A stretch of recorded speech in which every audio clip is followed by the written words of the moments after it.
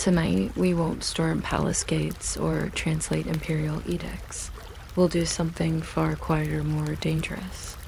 We'll listen where we were never meant to. Not to Emperor's commands, but to breath caught behind silk screens. Not to parades of power, but to slow footsteps echoing through lacquered corridors. Footsteps that pause too long outside the wrong door. Because in ancient China, intimacy wasn't just private, it was weaponized. Whispers could crown a concubine, or erase her name forever. A single sigh could shift the tides at court. And somewhere between perfumed letters and perfectly arranged tea trays, love learned how to hide in plain sight. So tonight, we slip into that silence. We'll follow sandalwood smoke through dim chambers, past scrolls that say one thing and mean another, into stories too delicate to survive daylight. And as your breath begins to slow, you'll find that not all desire burns brightly. Some glow soft and steady like the last coal in a brazier. Long after midnight, dim the lights. Let silk settle around your shoulders. And if you can, open a window, because secrets, like incense, travel better when the air moves. If this kind of quiet history soothes your mind, you're welcome to subscribe. And if you leave your time and place in the comments, who knows, perhaps the next story will find its first heartbeat where yours just softened. Asterisk for now. Settle into the hush of a lantern-lit study, somewhere in ancient Chang'an, where scribes copied Taoist verses about conserving the jade stem and nurturing the lotus lake, all in painstaking brushstrokes that slowed even the most impatient heartbeats. They preached that desire should rise and fall like the gentle tilt of a bamboo fan, never too sudden, never too still, much like the soft ebb of your breathing right now. Scholars argued whether warm rice wine or chilled chrysanthemum tea best. Coke's balance between yin and yang, and the debate droned on for evenings that felt longer than the Great Wall. One earnest commentator even compared ardor to a silkworm, productive when kept at the perfect temperature, disastrously tangled if overheated. His manuscript survived because no one could decide if he was joking. Asterisk. Somewhere beyond that library, the imperial bathhouses echoed with quieter secrets. Attendants counted sandalwood chips while preparing scent-soaked towels, and eunuchs whispered that 6 chips might invite restless dreams, whereas 5 ensured the body remained a calm pavilion for the wandering spirit. The body, they believed, was a temple with a curfew. Each perfumed oil served as a tiny gatekeeper, turning lovers away at dawn. A favorite concubine might practice her breathing exercises, 9 slow inhalations, 9 slower exhalations before stepping onto stone floors kept warm by hidden braziers. Meanwhile, a less favored court lady murmured poems to herself, hoping the syllables would cling to her robe and draw notice like stray petals on black lacquer. Even the floor plan of the palace seemed designed for drowsiness. Corridors curved gently, so hurried footsteps lost momentum, and doors closed with padded clacks softer than a moth's wing. If you're still with me and somehow counting, we've reached the hush behind the vermilion gates, the Emperor's hidden court, where hierarchy was stacked like nested boxes. A chief consort occupied the innermost chamber, 2 paces closer to the dragon bed than anyone else, a fact recorded in jade tablets that no one could comfortably read without yawning. Concubines ranked below her by the color of their hairpins, golden. Phoenix for first class, silver tassel for second, plain jade leaf for those whose main duty was to smile agreeably at poetry recitals. The Emperor's summons arrived on padded sandals, a eunuch bearing a lantern engraved with an ivory dragon. Should the lantern's tassel sway left, the chosen concubine had exactly the length of 1 incense stick, roughly 35 heartbeats, to prepare. If it swayed right, she had 2 incense sticks and perhaps time to consult her mirror for a strategic strand of hair. The jealousies simmering in those corridors brewed thicker than the medicinal soups. Ginseng for vitality, deer antler for ambition. Rivalries wore the scent of clove and orange peel so thoroughly that later historians would identify palace conspiracies by smell alone. Yet beyond the thick walls, nighttime China offered its own gentle symphonies. Courtesans floated through tea-house gardens on screened platforms, their movements timed to the plucked notes of a pipa. They cultivated not merely beauty, but kiao, the art of measured conversation, never finishing a sentence with a hard stop, always allowing the last word to fade like mist over lotus ponds, much like this narration trailing off at the edges of your thoughts. Patrons, half drowsing on hibiscus wine, swore those women could pour tea so slowly the steam formed couplets in midair. A disappointed poet, trying to capture one such couplet, dropped his scroll into the koi pond, then insisted the fish now possessed his best metaphor. Village weddings further beyond the capital hummed, with simpler customs, peanuts for fertility, red thread knotted into bracelets to remind new spouses to untangle their problems later, perhaps never. In mountain hamlets, newlyweds were advised to sleep with an unpolished mirror under the bed. The rough surface, they believed, frightened away spirits jealous of earthly affection. Somewhere, maybe even where you are, someone is still doing this just in case. Listen closely and you'll hear bamboo groves scratching messages into the night breeze. Lovers unable to meet exchange letters on tissue-thin paper, folded to slip between hollow stalks.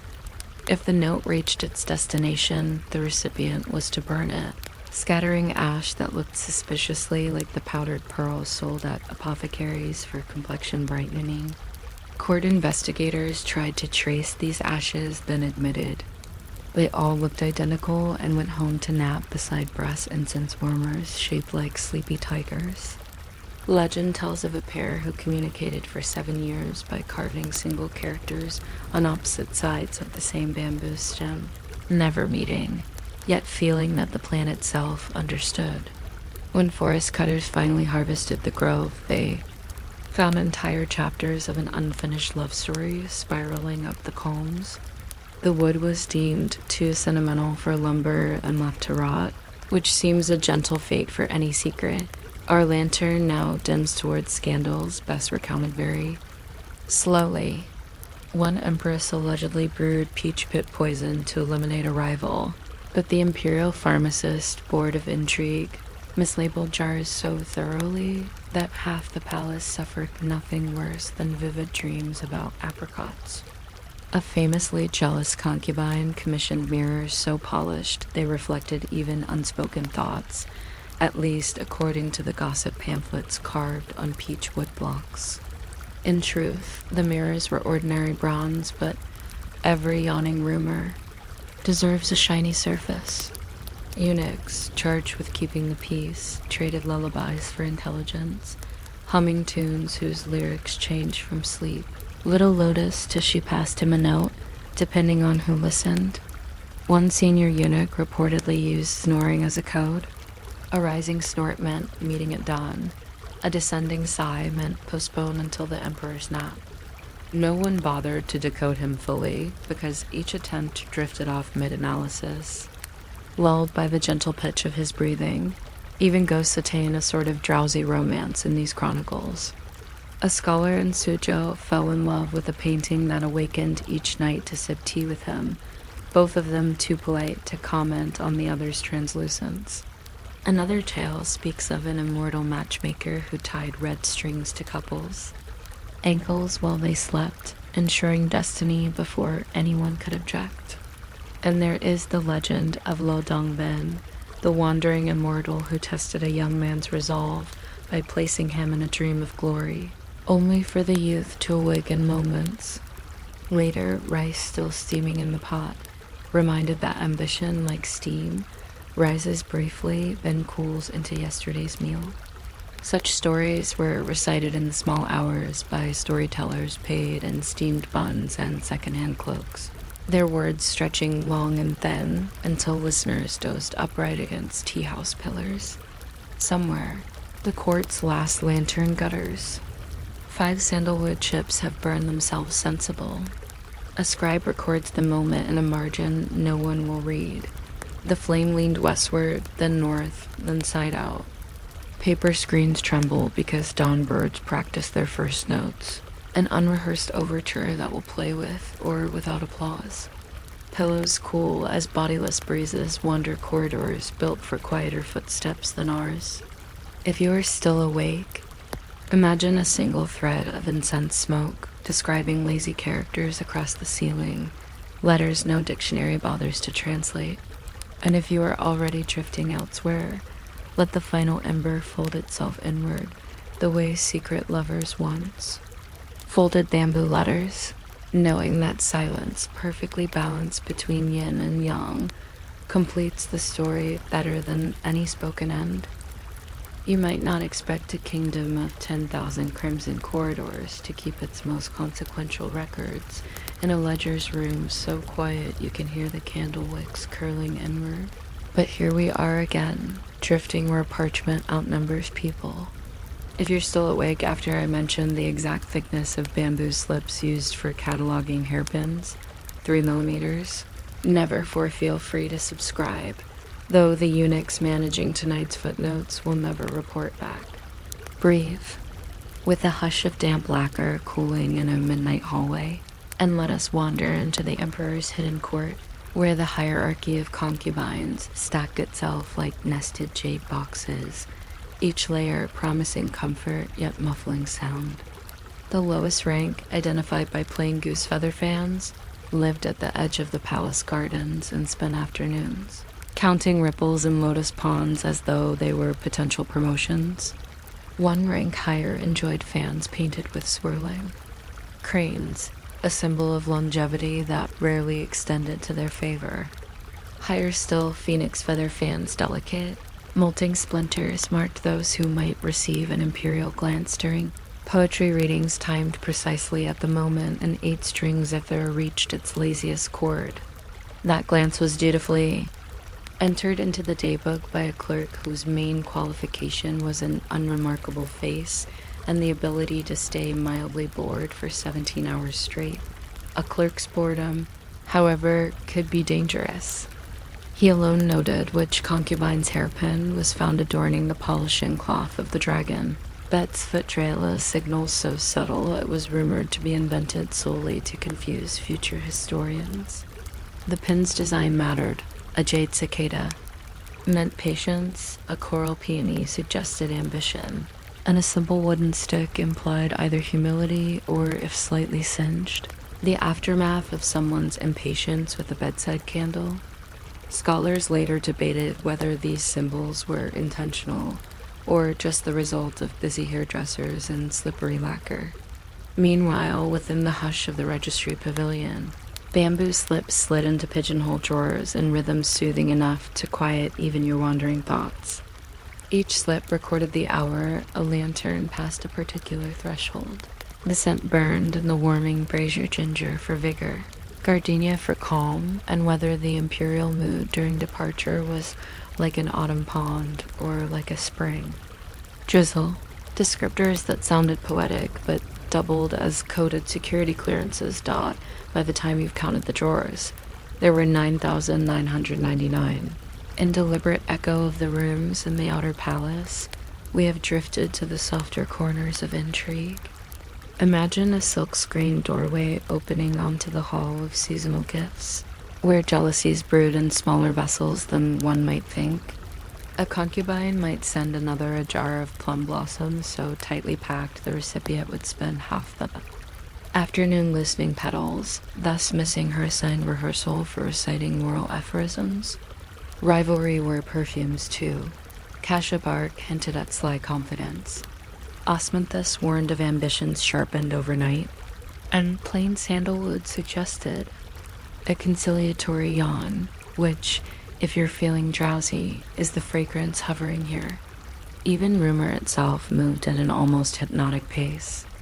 Messages traveled on silk threads braided into sleeves, unwound later by handmaidens counting knots as though they were rosary beads of courtly suspense. 1 knot for good news, 2 for risk, 3 for prepare a cradle, though that third. not rarely reached its destination without being retied into a harmless loop. Should the Emperor's summons arrive, it did so with choreography designed to lull the palace into acquiescence. A single lantern carved of translucent mica, painted with clouds, appeared at the selected door, its tassel tilting south if the concubine had one incense stick to prepare, north if she had two. Servants walked on felted slippers, their footsteps dull as distant drums under sand. Preparation itself was a kind of bedtime ritual, 9 strokes of a willow comb through perfumed hair, 8 drops of dew-collected water touched to the wrists, 7 silent breaths to still the heart. Somewhere, an attendant timed each gesture with a clepsydra water clock that dripped at the speed of cooling tea. Any sense of urgency was carefully muffled. Even the dragon-crowned litter that bore the chosen woman forward creaked in a rhythm reminiscent of slow waves against a riverbank, the palace's own lullaby for anyone left behind. Beyond these gilded rites, power remained a delicate bloom.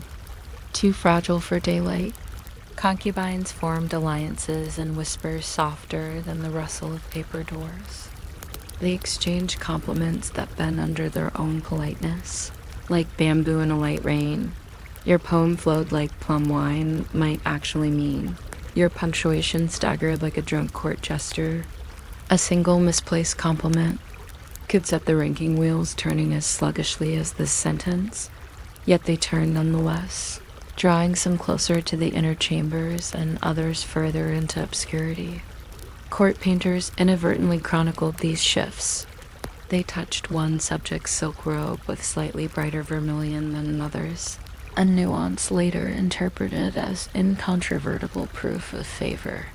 Centuries on, museum curators still fall asleep debating whether the pigment difference was political metaphor or simply the artist running low on mineral red.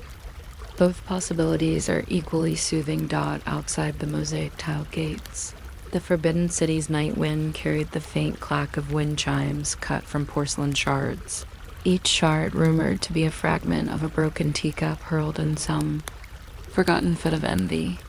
Historians tried to reconstruct the pattern, only to discover that every shard produced the same muted tone, blending into a lullaby that could nearly still the palace clocks. On rare evenings, a distant temple bell answered, reminding listeners that jealousy, too, must kneel to the turning heavens. Somewhere under those heavens, a junior scribe penned the phrase, "Power sleeps lightly," then crossed out lightly and wrote lazily, deciding the latter sounded more tolerant of naps. He may have been right, if you remain awake. Picture dawn seeping through a vermilion lattice, gently dissolving intrigue into administrative routine. Attendants fold bedding scented with last night's oil's ginger's warmth already a memory. Gardenias calm lingering at the edges, while another clerk updates a bamboo slip with a single character, meaning unspecified contentment. In the grand ledger of a vast dynasty, that character appears more often than you might guess, perhaps because the clerks were kind, or perhaps because they nodded off before choosing anything more nuanced. Either way, the palace endures in drowsy equilibrium. Rivals calculate with half-lidded eyes. Eunuchs trade lullabies for secrets. And the scented hush of corridors invites even the sharpest ambitions to sink into velvet shadows. Let the last lantern sway north or south. It hardly matters now, as fragrant smoke unspools its final curl, and the bamboo slips whisper shut, tucking every jealousy, every alliance, and every breath of sandalwood into the same irresistibly sleepy silence. Asterisk. Asterisk. You might not expect something as ordinary as a wooden bath bucket to hold the political weight of an imperial edict. Yet in a quiet wing of the Forbidden City, polished cypress hoops once decided who might share the emperor's gaze and who would retire, still damp, to corridors that never saw sunrise. If you're still awake by the time we finish counting the number of lotus petals required to perfume a modest flannel towel 27, pressed flat, never folded, feel free to subscribe, though the record keepers of fragrant trivia will scarcely notice. Tonight we drift into those aqueous margins of history where bodies, like fragile porcelain, were glazed with ritual and caution. Imagine the hush of a tiled bathing hall, its roof beams veiled in pale steam, where the philosophy of yin and yang condensed onto cedar slats and then slipped softly to the floor. One quiet droplet at a time, a court attendant begins with water that is simmered just below a rolling boil for the length of a single, lengthened heartbeat. Taoist physicians believed any hotter would startle sleeping essences, any cooler would dull their dance. Into the stillness drop dried chrysanthemum petals, said to coax clarity of mind. They spin lazily, turning the tub into a drifting calendar of wilted suns. At the edge, a junior servant holds a lacquered tray stacked with soap berries, tiny globes so mild they could wash silk without protest. She crushes 3 between thumb and palm, releasing a foam faint as a sigh. Nearby, tall earthen jars store rosewood ash for exfoliation. The ash is sifted through a bamboo funnel whose narrow neck whistles if the palace breeze is just curious enough. Scholars later wrote essays debating whether that whistle was accidental or a deliberate reminder. That vanity, too, has a voice. Those essays, neatly rolled, were stored beside ledgers of tax-grain money. A historian skimmed barley inventories, only to doze off before reaching the footnote on soapberry allocations. A circumstance that pleases us here. Once the water achieves gentle moon temperature, attendants ease in sheets of silk gauze to test its patience. If the fabric curls too fast, the water still bears ambition. Only when the silk lazes flat do they invite the bather, perhaps a concubine of middling rank, perhaps a princess visiting incognito, to step onto cedar boards rubbed with beeswax, until they glimmer like late summer ponds. She lowers into the puddles with minimal splash. The proper sound is likened to a carp's distant leap. An eunuch records the moment on a bamboo slip. Hour of the water tiger, scent assortment chrysanthemum, juniper, ginger. Mood undetermined. Mood is always undetermined at first, because serenity, like sleep, cannot be hurried into the ledger. While steam softens skin, 2 attendants stir perfumed oils, apricot kernel for suppleness, clove for quiet heat, and a single drop of musk, thin enough to vanish before anyone decides whether it was there at all. They massage these along pulse points described in yellowed copies of the Sunu Jing, that famously elliptical manual of intimacy which devotes 3 whole paragraphs to the benefits of needing the instep before a conversation. Court ladies memorized each line, reciting them under breath the way some people count sheep. The manual's footnotes warn that skipping the instep may result in listless dialogue, a side effect apparently more dreaded than political exile. If your eyelids are drifting, know that listlessness was both a danger and a desired outcome, for conversation in the imperial bedchamber was meant to flow like a river in drought slow, meandering, revealing stones no one would trip over. After bathing, the body was dusted with ground pearl. Not every pearl, mind you. Only those rejected by jewelers for being irregularly shaped, each crushed to a cloud so fine it settled on shoulders like moonlight under orders to behave. In a side alcove, an incense master heated slivers of egglewood on a mica plate. The fragrance rose in disciplined spirals, each coil timed by a miniature sundial no larger than a fingernail. If the smoke leaned east, it foretold eloquence. If west, reticence. If it rose straight up, attendants whispered that the evening would belong to silence, a prediction as welcome as a lullaby. The smoke almost always rose straight up. The palace was designed to prevent drafts, yet tradition required commenting. On its lean every time, a gentle absurdity that lulled watchers into counting spirals instead of ambitions. Grooming tools received reverence, too. Ivory combs lay in ebony cases inlaid with silver plum blossoms, The common practice favored a simple boxwood comb carved with 12 teeth, mirroring the 12 double hours of the night. Women drew it through damp hair exactly 12 times, pausing at the ninth stroke because Taoist numerology declared 9 a number of completion disguised as progression. Observers described the resulting sheen as ink under moon, an image that pleased poets so much they reused it ad nauseam, until commentators began cataloging variations: ink before dawn, ink after drizzle, ink during cicada song. By then, even the critics were drowsy. All corners of the ritual aimed to conserve Jing, the vital essence thought to dwindle under careless habits. Medical treatises compared Jing to candle wax, steady, bright, but finite. Hence, footpaths from bath hall to bedchamber were lined with low lamps burning onion skin wicks meant to cast wide light without greedy flame. Walking between them felt like drifting through pages of an illuminated manuscript. Heat stayed gentle, shadows smoothed their own edges, and time slowed to a rustling turn. At the threshold of the chamber, the concubine paused for 3 breaths measured by the subtle tap of a wooden bell. It is said those who listened closely could hear the palace itself breathing within roof tiles, clicking in the night's contraction, floorboards exhaling stored day heat. Whether true or imagined, the belief quieted hearts faster than any. Opiate dot inside, bed curtains of celadon gauze hung so softly they seemed to grow out of darkness. A palace physician once wrote that celadon pleased the liver spirit and therefore calmed dreams. He provided no trials to prove it, but no one cared to contradict velvet logic at 2 a.m. Beside the bed, a pottery pillow kept cool by water channels awaited the sleeper's neck. According to court advice, cooling the nape preserved youthfulness and discouraged excessive thought, a symptom both doctors and poets agreed was the root of premature gray hair.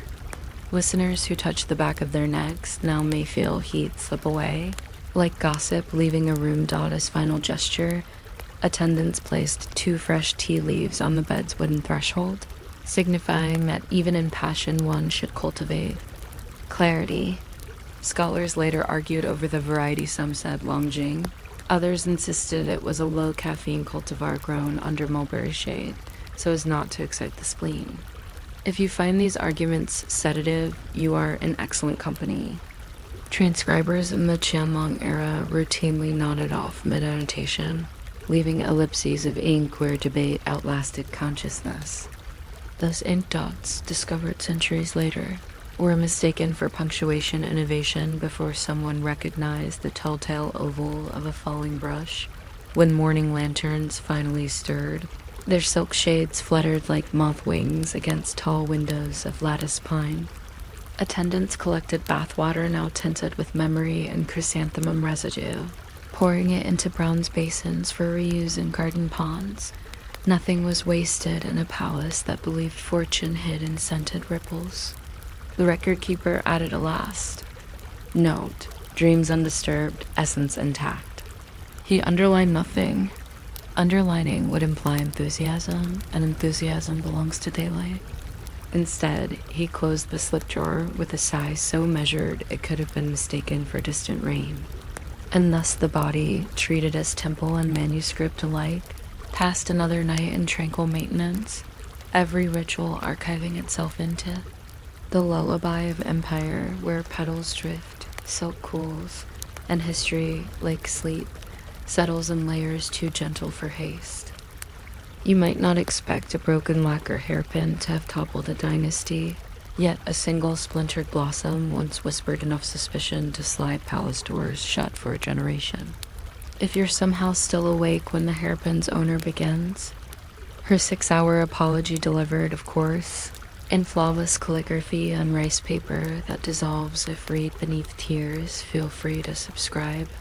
The scribes of heartbreak would nod appreciatively, then continue counting petals in silence. For now, we drift into the velvety corridors of imperial scandal, where lovers plotted with teaspoons of nightshade, eunuchs measured secrets in half-breaths, and the living bargained with ghosts who knew etiquette better than heirs apparent. The lamps burn low in the hall of glimmering virtue, though virtue here is largely aspirational. An empress of indeterminate mood reclines behind a screen painted with her own likeness, 10 years younger and infinitely calmer. She entertains herself by grinding azurite pigment into a bowl of honey legend, says this mixture, dabbed beneath. Each eye grants persuasive tears. Nearby, a physician stirs powdered pearl into mulled rice wine, calculating whether one more pinch will counteract the trace arsenic she requested for digestive clarity. Court gossip insists the arsenic was meant for a concubine whose only crime was possessing wrists too delicate to be ignored. No document confirms this, yet archivists preserve a ledger titled Inventory of Unpinned Sleeves, suggesting someone took meticulous note of every garment left abandoned after midnight. The pages smell faintly of peach pits, believed to ward off betrayal, though evidently not very well. Down a narrower passage, winter shadows pool in the footprints of royal eunuchs, guardians of threshold and rumor alike. They drift like polite ghosts, robes rustling just enough to remind the air of their presence. Each carries a bronze baton engraved with 5 bats for luck. Historians debate whether those bats symbolized blessings or merely the nocturnal hours they kept. One eunuch, known in memoirs only as Southgate Willow, mastered the art of silence so thoroughly that poets swore they could hear dust settling when he exhaled. His daily routine involved tasting the emperor's tea, testing the pillows for stray hairpins, and rotating the palace sun dials by a heartbeat's width, so no one would notice how quickly favors expired. If a courtesan offered him silver for information, he accepted, weighed it on a scale calibrated with crane feathers, then returned the coins at dawn, claiming they had grown heavy with remorse overnight. Few argued. Remorse is a burdensome alloy, yet even their vigilance could not keep legend from crowding the bedchamber. In the garden of rumored echoes, lanterns sway above a pond set to reflect futures rather than faces.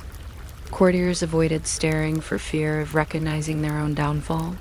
Lovers, however, visited in secret, hoping to glimpse an immortal tryst. One story tells of Jade Swallow, a musician whose pipa melodies were so soft they supposedly loosened the knots of spiderwebs.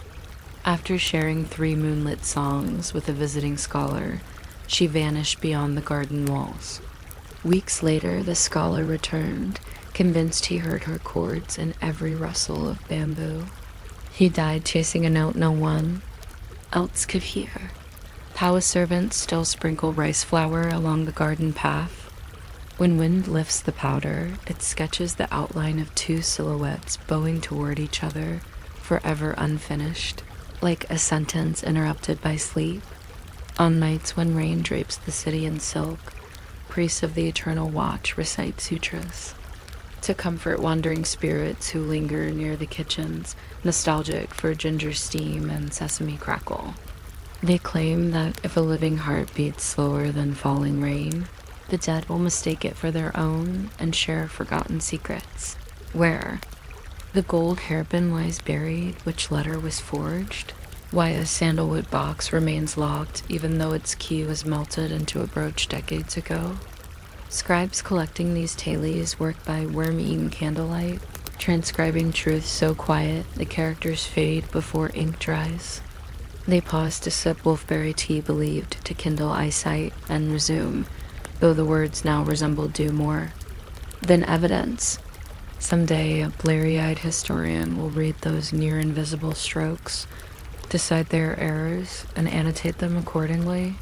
That too will be catalogued. Dawn finally unthreads the scandalous night with pale silk. Garden robins rehearse a song practiced for generations, unaware it once served as coded signal for lovers to retreat before incense ash-marked exposure. Eunuchs close cedar shutters, trapping the last rumors in a soft wooden box of mourning. In the hall of glimmering virtue, the empress's tears have dried to shimmering beads of azurite honey. She regards them in a bronze mirror, nods at their sincerity, and orders congee sweetened with chrysanthemum petals yellow to soothe the spleen, white to quiet restless dreams. The concubine of delicate wrists emerges unpoisoned, thanks perhaps to a miscounted drop or an overzealous spoon of pearl powder. She bows, sleeves intact, and the ledger gains another page. Sleeves accounted for, motives inconclusive. Somewhere past the outer date, Southgate Willow taps his baton twice against the stone, listening to the echo decide how long secrets will sleep.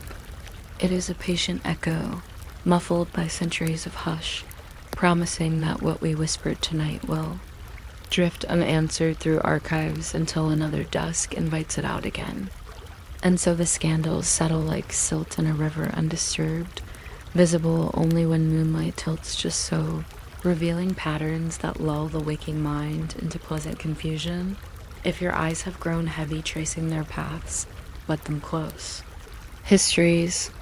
This gentle are content to keep their own company, turning each rumor over like a worry stone until both surfaces polish to silence. You might not expect the single peony petal, pressed flat beneath a teacup, to have determined the order of an emperor's affections, but here we are. If you remain awake long enough to discover which lady of the inner court chose that particular blossom, feel free to subscribe though, truly. I hope drowsiness overtakes you first, gently, like silk unfurling over a lacquered table. For now, let the palace settle around us. Candles sigh in their bamboo shades. Somewhere a cricket tunes its night-long soliloquy. And in the hush between breaths, the Forbidden City begins its soft recital of jealousy disguised as decorum.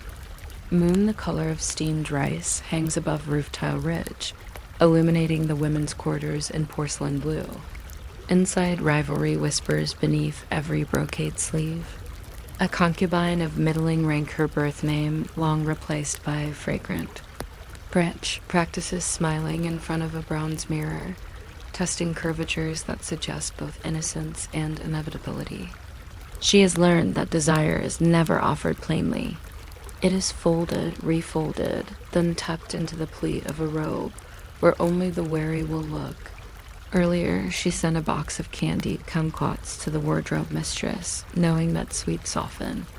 The tally of silk allotments, with one extra bolt of cloud-white damask, she intends to sew sleeves 2 finger widths longer than protocol.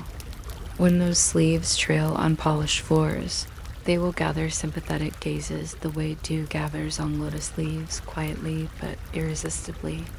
Archivists, centuries later, will note an unexpected rise in orders for mending thread during the 11th lunar month and wonder why fabric frayed so quickly that year. The answer is simple. Ambition is abrasive. Even when stroked with perfume dot not far away, the senior consort listens to every rumor as though it were poetry performed on a zither missing one string. She reclines on a kang bed warmed by bricks, fingertips counting the knots in a tassel gifted by the chief eunuch. The tassel's color vermilion, trending toward rust, signals a discreet allegiance. In return, she has promised him 3 sighs of confidential news each week, delivered while attendants pour tea loud enough to mask subversion. Tonight her intel is especially delicate. The Emperor's favorite physician has hinted that the rulers' dreams are troubled by plum blossoms wilting before dawn. The senior consort ponders whether to recommend incense of angelica root, believed to study drifting petals in the mind, or to feed those dreams instead, slipping into conversation a poem about snowstormed orchards, so the Emperor will seek warmth in her chambers. Either choice is a move on the slow board of influence, where jade pieces slide millimeters each night yet redraw the empire by winter's end. Meanwhile, alliances breathe behind screens of patterned paper. 2 lesser courtiers, bonded by shared insignificance, meet beside the koi pond that reflects nothing but the lantern's trembling. They exchange fans, a gesture scholars later misinterpret as simple courtesy. Each fan has been brushed with, A line of ink faint enough to vanish at a glance, yet clear to anyone intentionally blinking slower. Fan 1 reads, "A shadow needs another to be seen," while Fan 2 answers, "Light is kinder when divided." The lines instruct them to applaud each other's verses at tomorrow's poetry recital, thus elevating their talents in chorus. Though prizes are nominal, perhaps an extra lychee, or permission to view the palace peonies before others, the applause itself is a currency that can purchase a glance from the emperor's literary secretary. From glances come footnotes, from footnotes come invitations, and from invitations, well, palace chronicles become vague at that point, as if modesty were a miss released whenever pleasure tiptoes too close to parchment. All these designs proceed beneath the watch of pine soot, ink dripping through the hour thread of a clepsydra. The court astrologer, stationed on the pavilion roof, marks each droplet's fall and mutters about Venus migrating toward an unlucky manor. He will draft a memorandum urging the emperor to postpone any declaration of favor until the planet resumes a more obedient orbit. In truth, the astrologer enjoys the contest as much as anyone. The stars provide cover for his own wagers. In a bamboo scroll hidden under his cushion, he keeps odds on who will be granted the next silk chrysanthemum, an emblem signifying 8 nights beside the dragon bed. Fragrant Branch's name has climbed the list since the kumquat delivery. The senior consort remains favored by experience. The 2 fan-trading courtiers fall somewhere between wistful and hypothetical. Yet fortune is fickle. A misplaced metaphor at the poetry recital could topple any ranking, and so the astrologer writes with brushstrokes intentionally smudged, ensuring even he might claim surprise when predictions fail. Down in the scullery, where jealousy drips like condensation from copper kettles, kitchen maids gossip through lattice of steam. One swears she saw the imperial seamstress unraveling white silk and rewinding it with threads of pomegranate red an omen. She claims of either wedding joy or imminent bloodshed. Another girl dismisses such drama, saying dye pots blur under. Candles smoke, yet she still pockets a scrap of stained fabric as insurance. Should rumors harden into accusation, a single scrap can be traded for silence. In palaces, hush money is often literal cloth. After all, every tongue needs a handkerchief eventually.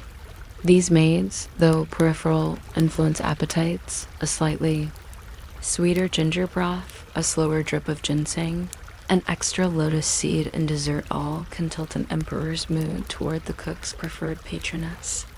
Later historians will calculate that statistically significant surges in dessert consumption preceded 3 notable promotions within the harem, that tunnels of causation are easier drawn after the sand has settled. Toward dawn, jealousies pause. For breath, Wayne slips past glazed tiles, echoing like distant zithers missing their final notes. The emperor dreams again, plum petals again, unaware that 5 concubines now practice serene smiles. 4 eunuchs barter size for tassels, 3. Scribes revise footnotes, 2 courtiers trade verses, and 1 senior consort contemplates snow orchards. Lantern wicks hiss as they drown in their own wax, a sound softer than apology. Somewhere a cricket concludes its monologue and folds itself into the hush. If your eyelids join it, folding too, the palace will be grateful. Secrets prefer listeners who drift before the ending. Let the last peony petal settle.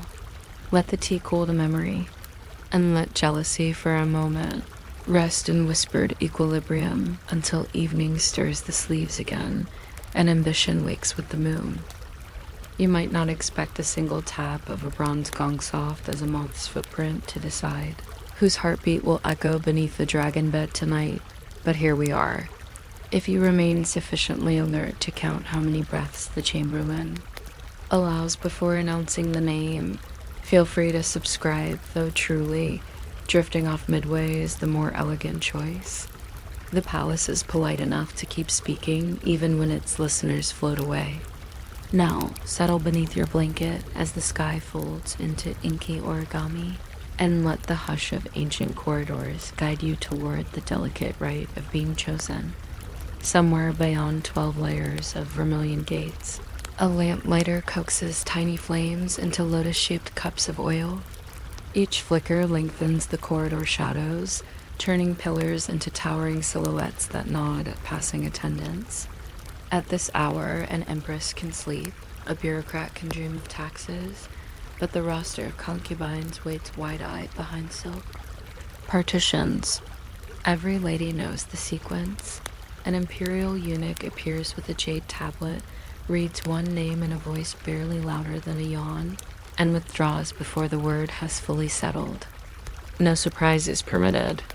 Surprise creases foreheads, and creases imply effort, and effort is unbecoming when desire is officially effortless.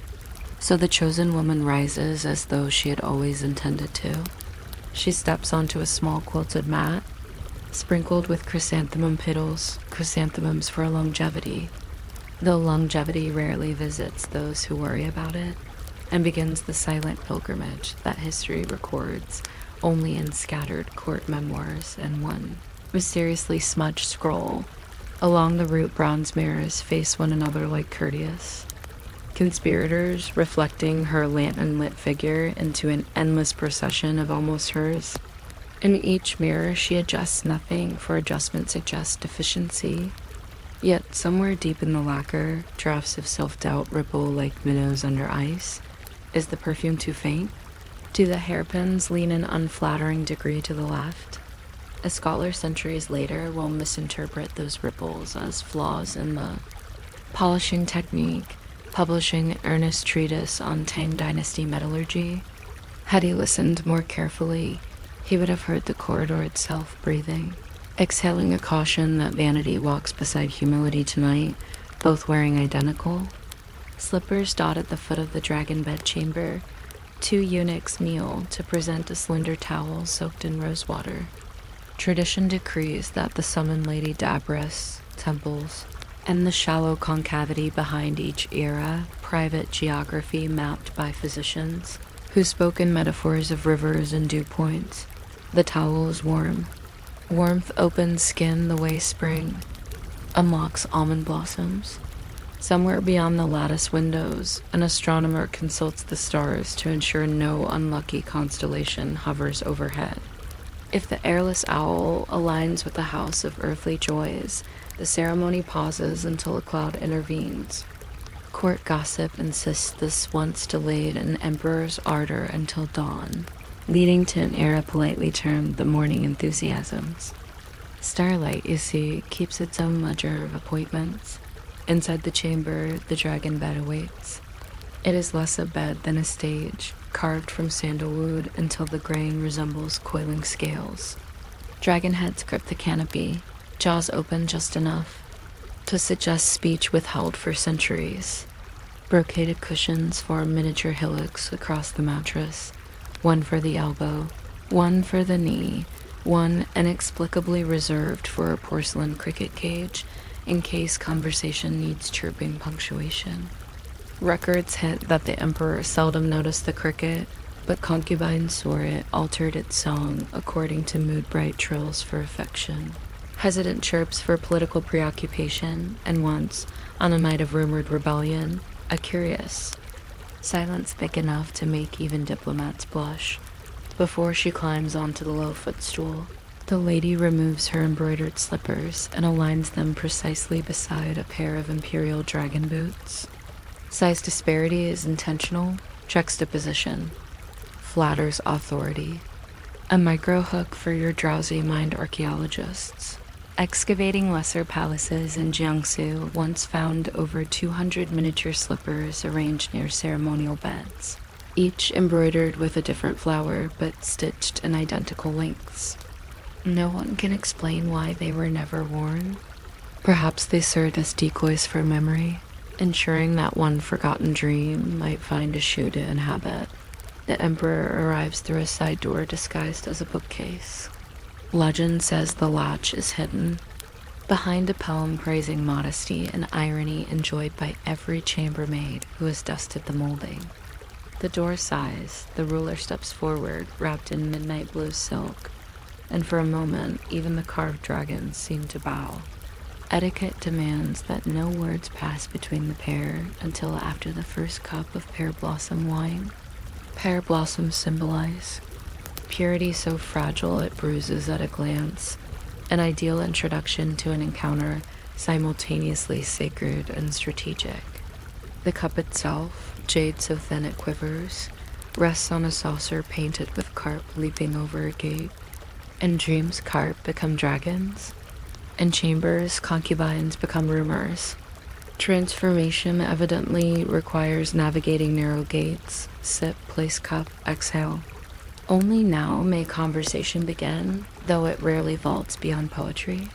The emperor recites lines about moonlight silvering a river. The lady answers with verses likening swallows to thoughts without perches. Neither cares for literal sense. It is cadence that matters, the way syllables brush the air like moth wings. Eunuchs note rhythm, not meaning recording each stanza in calligraphy so slanted it resembles reeds in rain. These scrolls will be archived, then forgotten, then rediscovered by librarians who misstate the ink, sparking scholarly debates that end. Invariably, at tea time after poetry, the palace sinks into a hush thicker than lacquer. The lady's outer robe slips off her shoulders with the gentle finality of dust settling on a courtyard. She folds it herself, folding proves discipline, and places it near the porcelain cricket, which continues its impartial commentary. The emperor removes a hairpin shaped like a heron. History will recall this as a gesture of intimacy, overlooking that the pin's clasp is notoriously difficult and the emperor's fingers are practiced. Beneath the hairpin lies intimacy's true herald, the fragrance of agar wood warmed by skin, rising like a quiet rumor to fill the canopy. Modern fragrance historians, dissecting residue on ancient combs, will detect traces of clove and musk, but miss the faintest ingredient, a single scale from a cinnamon-colored carp, ground to powder. Superstition says it anchors fleeting passions. Chemistry shrugs, candles gutter. Screens whisper as wind fingers their gaps. Somewhere in the carp pond, a ripple shivers, though no fish break the surface. Perhaps reflections dream when no one watches. And in the dragon bed's modest shadow bedside, lamps dimmed to the hue of faded apricots, the emperor and his chosen guest dissolve into whispers not even bamboo can overhear. Court chroniclers will later compress the night into one careful sentence about harmony between yin and yang. They will omit the unscripted sneeze that tilted a head at the wrong angle, the hurried apology, the unexpected laughter that followed small human glitches, smoothing the edges of ceremonial geometry. Dawn furls its pale silk across the eaves. The ceremony reverses with equal grace. The emperor departs first, slipping through the bookcase door to prove that power always arrives and leaves unseen. The concubine dresses in silence, replacing her robe, setting her hairpin so it points a fraction closer to heaven and invisible. Boast. 2 attendants offer a bowl of sweet jujube soup. She drinks slowly, tasting the night's secrecy in the syrup. There's no obvious exit, only a corridor that seems never to have been entered. She walks it barefoot, toenails polished, with crushed rose petals, each step wiping away evidence until marble recovers its chill. Behind her, servants strip the dragon bed, replace cushions, discharge the cricket for breakfast, and reset every crease in the silent expectation that another name will soon float down the jade tablet dot outside. Gardeners sweep fallen magnolia petals into neat piles that palace dogs promptly scatter. A clerk tallies silk inventory, wondering why demand for white damask surges every 10th day.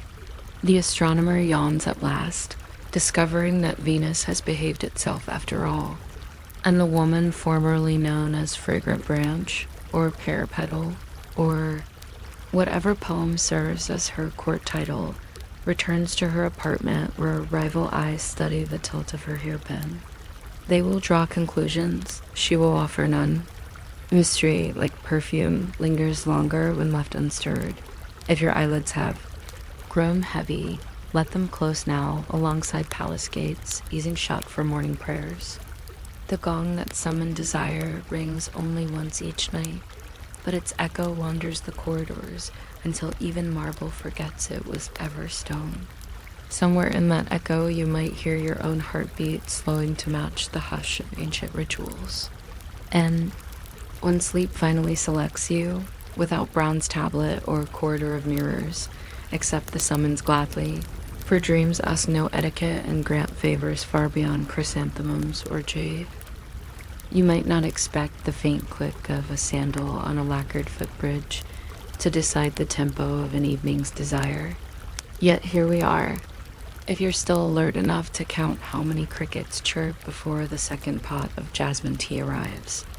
Feel free to subscribe, but please don't strain yourself. Tonight's story will keep breathing softly even after your eyelids agree to wander elsewhere. Across the Grand Canal, lamps bloom like cautious chrysanthemums, each wick trembling inside a globe of pink silk.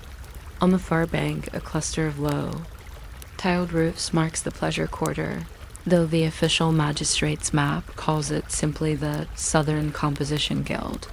River water blurs every reflection, turning red lanterns into sleepy comets that drag their tails along the current. Boatmen glide by, poles dipping with the slow confidence of people who always know which side of midnight they occupy. In one of the boats, a scholar rehearses couplets under his breath, trying to choose which poem sounds least like effort. By the time he docks, the verses will have ripened into something passably spontaneous, because nothing in these streets is prized more than unstudied grace that required a lifetime of study. A passing rumor says the finest courtesan can tell whether a visitor writes with a goat hair brush or a rabbit hair. Brushed simply by hearing the first line he recites, no one asks how she learned the difference. Some mysteries taste sweeter, UNPELED dot inside Emerald Whisper House. Floorboards exhale the day's stored warmth, releasing it in tiny sighs that brush across the ankles. Pine incense curls upward, searching for a ceiling it never quite finds. The vestibule harbors a harp, a chess set, and a vase holding 3 peonies of slightly uneven height and even on purpose, because perfection is rude when it calls attention to itself. Courtesans drift between beaded curtains, their sleeves whispering like soft rain on bamboo. Each woman carries silence as deftly as she carries her fan. Conversation will gather later, like dew, along the edges of a cup. Perfume preparation begins. In a side room where cedar panels glow amber beneath candlelight, instead of applying scent directly to skin, the ladies warm silk sashes over a tray of smoldering sandalwood chips, letting the fabric drink the fragrance. When wrapped around the waist, the scent will bloom slowly, promising longevity through restraint. A visiting envoy once tried to purchase the recipe. He was politely given a poem instead. According to an apothecary who later dissected that poem, the ingredients include cinnamon bark ground with pearl dust and a single tear of rice. Wine stolen from the first cup poured for spring ancestors. Whether that tear is literal or poetical remains unclear, but the ambiguity itself costs extra dot in the central hall. A tea hostess prepares jiaking, dropping emerald leaves into a slender glass so tall it resembles a scholar's brush washer. She lets the first steam rise unhurried, because impatience scalds sweetness. An ancient manual on tea aesthetics compares haste to a sparrow banging its head against moonlight. Listeners at nearby tables nod, unsure whether they just heard wisdom or weather. Micro-hooked for wakeful ears, excavators in Hubei once found a Tang-era porcelain jar that still held traces of brewed tea. Laboratory tests revealed caffeine levels, mild enough to lull rather than rouse proof that even stimulants once understood the etiquette of bedtime. Music drifts in, A pipa begins with 3 notes, spaced so far apart they seem unrelated, yet the gaps invite the mind to stroll between them. Woodwind joins, reeds bending into a minor key rumored to cure heartache by making it feel aristocratic. The courtesan called Plum Gloss takes her place by the moon date arch, robe the color of ripe lychee, hairpins tipped with enamel kingfishers. She does not bow. She inclines as water does when meeting a river bend. Guests mirror the gesture, producing the soft susurrus of 15 silk sleeves brushing lacquered table edges at once. Somewhere in the corner, a clerk records the moment on bamboo slats, intending to bill each listener for the privilege of hearing silence dovetail into melody administration works while romance reclines. Plum Gloss begins a poem game. She recites. A line about an autumn reed shivering in bronze light stops short of the rhyme and lets the scholar who arrived by boat supply the missing character. He offers crane, pleased with himself. She nods but counters with a second couplet that rhymes on snow, subtly implying his choice was seasonally incorrect. Laughter skims the room like a dragonfly. Nobody minds being bested when the correction sounds like music. Long after you're asleep, commentators will debate whether this exchange marked a turning point in late-song literary wit. Meanwhile, Plum Gloss pours him tea reward enough for accepting graceful defeat. Dot at the table nearest the window, a retired merchant, admires a calligraphy scroll pinned to the wall. The brushwork is delicate, each stroke shimmering where powdered mica was sprinkled into the ink.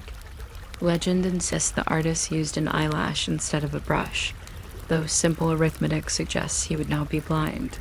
Still, the story flourishes because exaggeration is the fertilizer of late-night memory.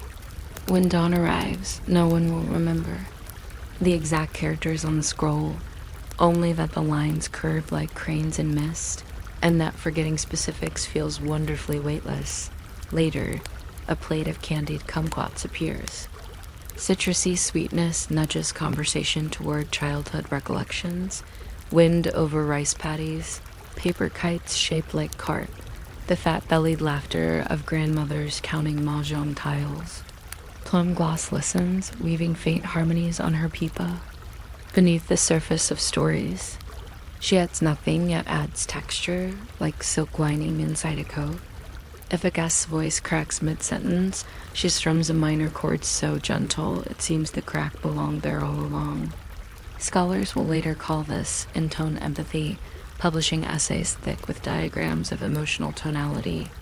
The chord just ends. Themselves merely call it courtesy. When the candles burn low, attendants replace them with peach pit lamps, their smaller flames shrinking the room into a private alcove. Shadows climb the walls, rearranging architecture until beams resemble bamboo groves and rafters turn into moonlit ridges. In this dreamlike geography, Plum Gloss performs the closing ritual, a tea whisk tapped 3 times against the cups. Rim, each tap marking gratitude for the poet who mistimed a season, for the tea that cooled at precisely the pace of conversation, and for the night willing to end without claiming certainty. Etiquette requires guests to respond by writing a single character on rice paper and floating it in a bowl of water. Ink disperses, messages dissolve. Secrets like sugar sweeten even as they disappear. Outside, the quarter exhales perfumed steam into pradal air. Lanterns wink out one by one, imitating geese fading into cloud banks. Boatmen return, holes now stirring reflections instead of intent. Plum Gloss retreats to her chamber where a bamboo flute leans against a low couch. She will clean the pipa, strings with moon water rain collected only on nights when the moon was visible because ordinary water dulls resonance.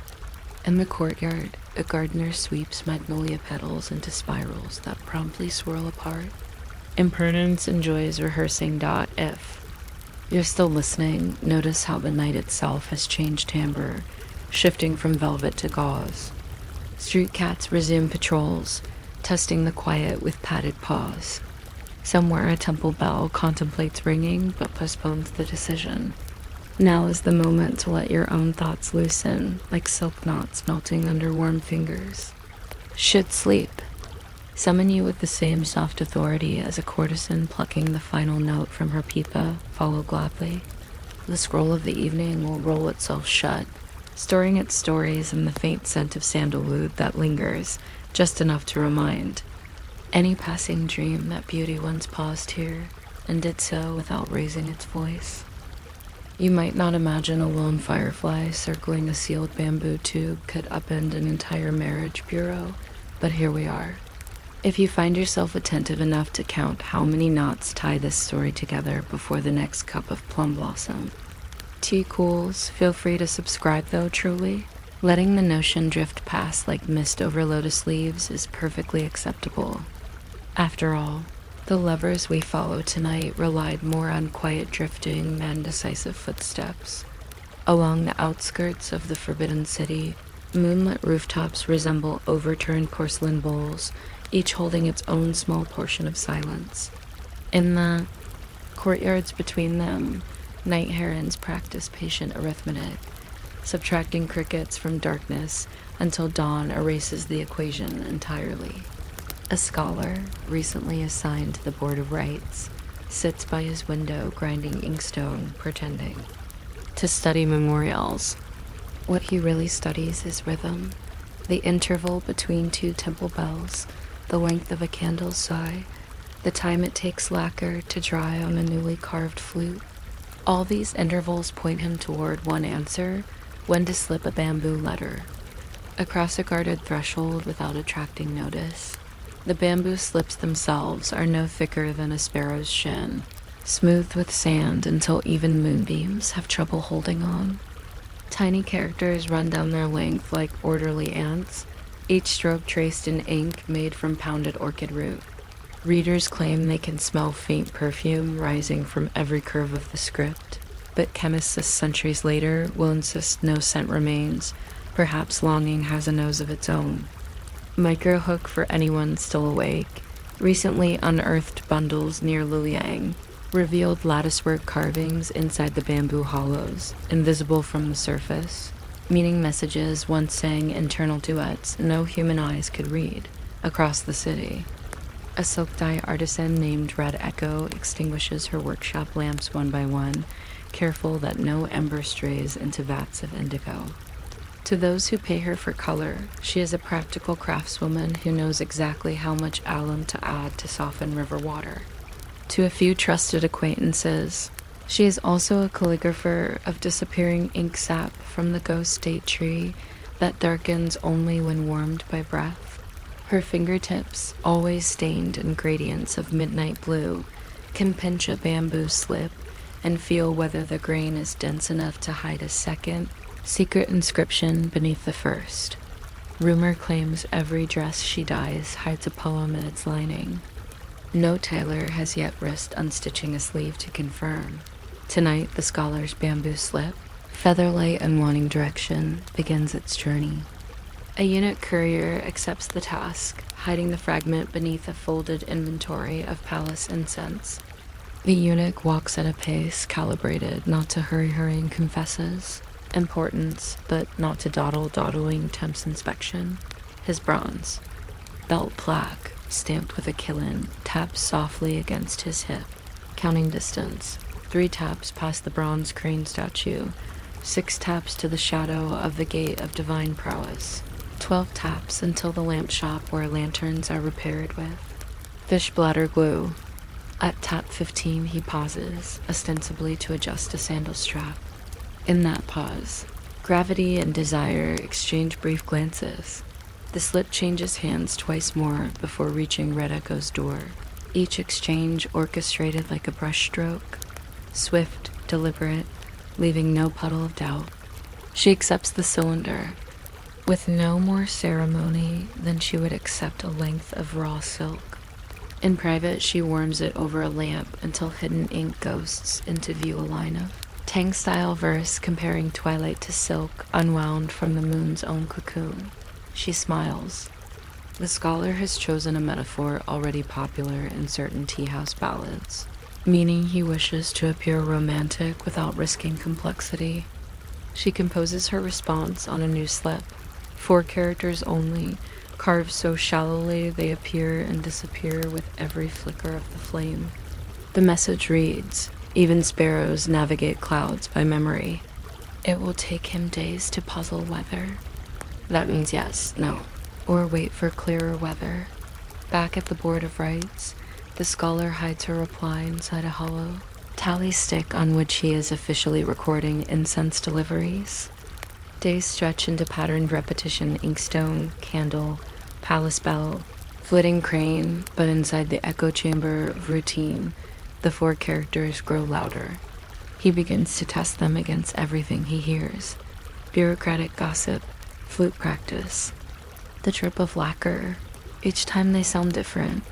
Eventually, he decides they demand action, which conveniently aligns with his desire.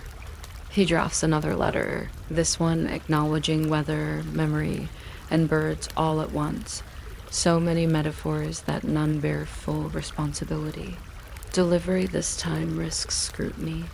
Palace Gate inspectors have increased random checks after a concubine was rumored to smuggle jasmine seeds inside jade bracelets. The seeds proved ordinary, but rumor outranks fact in every court. The eunuch courier improvises. He threads the slip into the hollow reed of a snakehead flute and volunteers to return the instrument to the Ministry of Music's repair shop. Inspectors, more attuned to contraband pearls than to woodwind maintenance, wave him through. Microhook. Centuries later, archaeologists will find a trove of such flutes, each containing promises lost when reeds warped and wedged tight. Scholars. Call the cache the orchestra of unread love. Red Echo receives the letter while steeping madder root dye. The words cause her hand to falter, spilling crimson onto her sleeve. She watches the blot bloom, thinking how easily silk records. A moment's distraction. That night she writes nothing. Instead, she crafts a new sash dyed pale lavender color of dawn before sun decides its palette, embroidering its inside edge with the character's breath. Blossom, hush, and thread, so near the fabric's hue, it is visible only when angled against. Moonlight. She sends it back rolled around the ceramic cone and trusts the scholar will notice what others cannot. He does. At a garden banquet announcing the dragon boat races, he unfurls the sash under a pavilion lantern and sees the hidden words. Shimmer, vanishing whenever the lamp's flame gutters. The message tells him that answers sometimes hide in the pauses between syllables. That evening, he wanders the lotus pond counting pauses. Frog croaks separated by 2 heartbeats. A heron's flap followed by 5 still seconds. A bamboo chime swaying, catching, releasing. He concludes or dreams that Red Echo invites him to listen more than to write. Summer advances. Humidity presses rice paper limp, ink feathers outward, and even secrets sweat. Bamboo slips mold if kept too long. The lovers adapt. They switch to silk shards small enough to tuck behind fingernails. Text written in iron gall diluted to faint gray. Ironically, the weaker the ink, the longer it endures. Archivists in the 21st century will marvel that these nearly invisible words outlive bold court decrees. One shred reads simply, "Firefly at noon," an impossibility signaling danger. On hearing it, the scholar refuses an invitation to recite poetry at the inner court, feigning fever. Later, he learns an inspection party searched entertainers for illicit correspondence. His fever spared him from illumination. As months slip into the Mid-Autumn Festival, their dialogue grows quieter, content to hover in suggestion. They agree to meet not in person, but in simultaneous experience. Each will stand on a footbridge at precisely the hour when moonlight first touches water, releasing a peeled lychee into the stream. If the fruit drifts south, currents favor their union. If north, patience must link them. The moon arrives, dignified and late.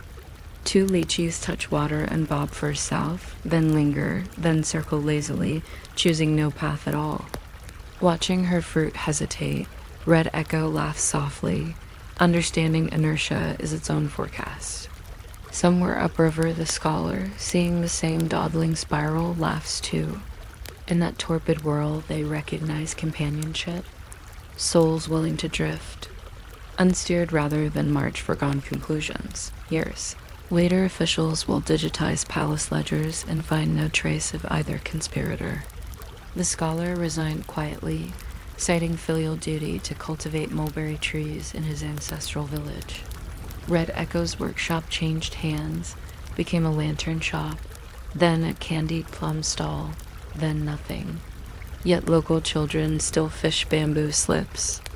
From the canal weathered, inkless, fragrant when rubbed between palms. They sell the blanks to tourists who write modern wishes across ancient grain. No one suspects some slips already, carry messages too faint for daylight, but bright as fireflies under certain moons. If you remain awake, let that possibility rock you gently, that every object at rest might hide a cadence, every silence might cradle dialogue. Soon your breath will equal the soft current beneath those drifting lychees, neither insisting south nor north, only accepting the water it receives. When eyelids weigh like unopened bamboo tubes, allow them to seal. The night will continue writing, letters on the inside of your dreams, and whether you read them or let them wash downstream, know they arrived without ever needing to raise their voice. You might not expect a mooncake left too long on a windowsill to decide the timing of whole provincial wedding, but here we are. If you're still awake by the time we get to how long it takes red beans to soften in river water, feel free to. Subscribe though, honestly, drifting off before the beans do is half the point. Across the lowland village of Willow Ferry, dusk slides in like warm rice wine, coating roof tiles with a mild glow that promises neither excitement nor disappointment. Crickets practice polite disagreements among the onion rows, and a clay teapot hums a single, unwavering note as it cools on the stove. Tonight, its lid serves as a calendar. When it no longer steams, it will be time for the matchmaker to walk the lane and pronounce the precise width of tomorrow's bridal ribbon. 1 finger width too narrow, and the couple will argue on their second market day. 1 too wide, and they might never argue at all, which the elders view as equally dangerous. Somewhere in the middle lies contentment, a region as subtly defined as the flavor, lying between sesame oil that's nutty and sesame oil that's burnt dot down the alley. 19-year-old Reed Song counts her family's copper cash for the 9th. Time stacking dull coins like obedient turtles. She will marry at the lantern hour tomorrow.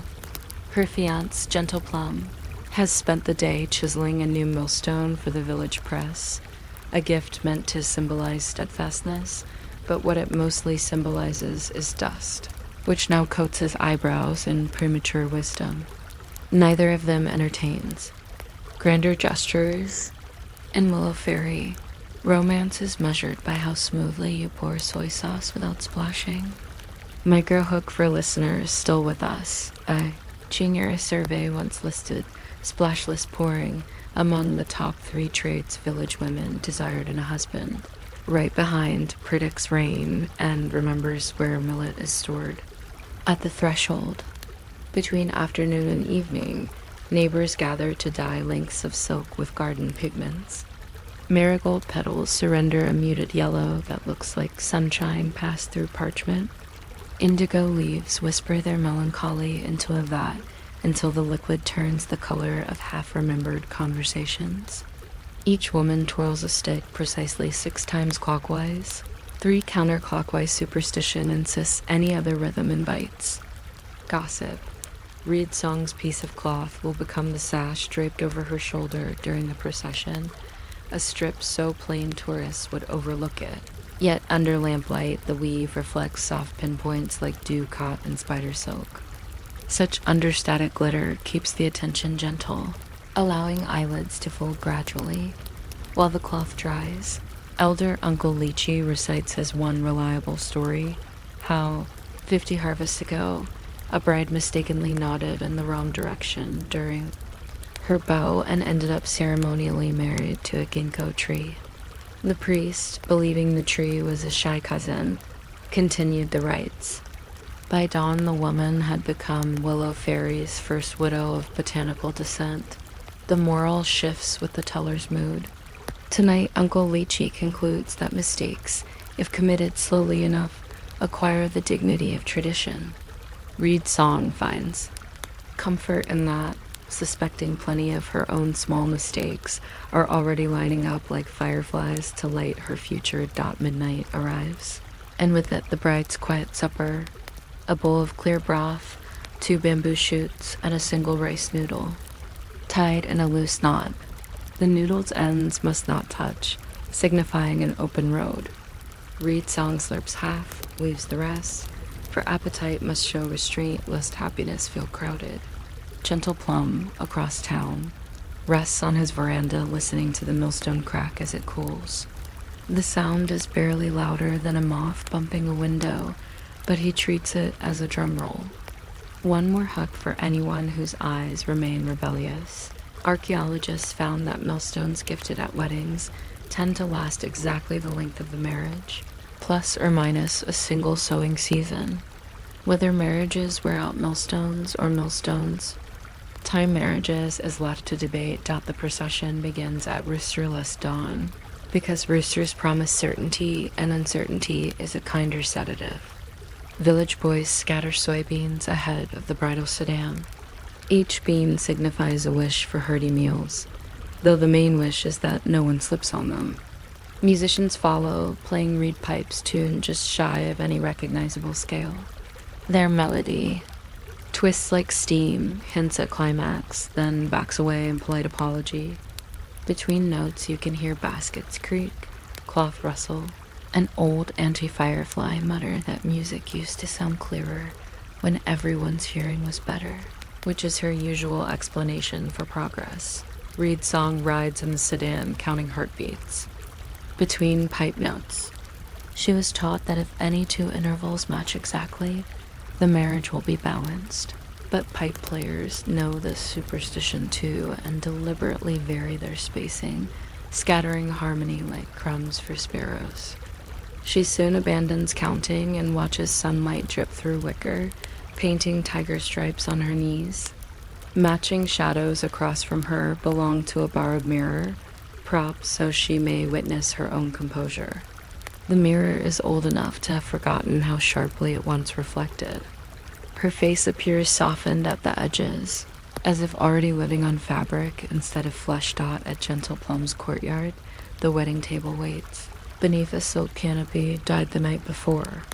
The canopy sags, heavy with dew, and each sag sends droplets into a basin placed for this purpose.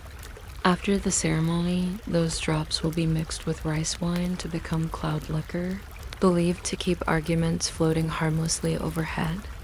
During vows, the bride and groom exchange no rings, only a shared sip of tea brewed from the first spring leaves and the last autumn leaves married in porcelain. The flavor, half fresh, half weary, trains the tongue to appreciate life's uneven. Seasoning that now comes the ribbon walk.